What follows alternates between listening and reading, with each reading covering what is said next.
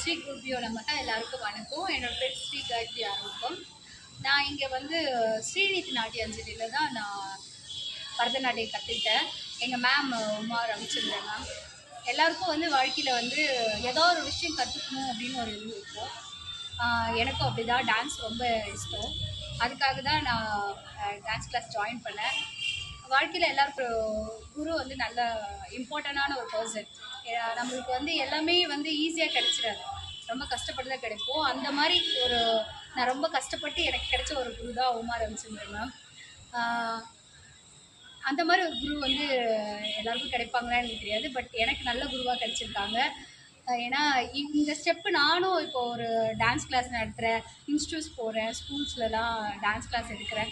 இதுக்கெல்லாம் எனக்கு ரொம்ப உறுதுணையாக இருந்தது எங்கள் மேம் தான். இப்போ எங்கள் மேமோடைய, அதாவது ஸ்ரீநிதி நாட்டியாஞ்சலியோட சலங்கு பூஜை நடக்க போகுது. என்றைக்கு அப்படின்னா மே 7ஆம் தேதி 350வது சலங்கு பூஜை.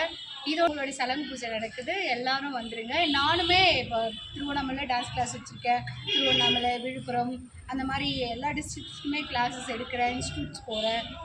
ஸோ இதுக்கு எனக்கு ஒரு ஹெல்ப்ஃபுல்லாக இருக்க பர்சன் வந்து என்னோடய மேம் தான்.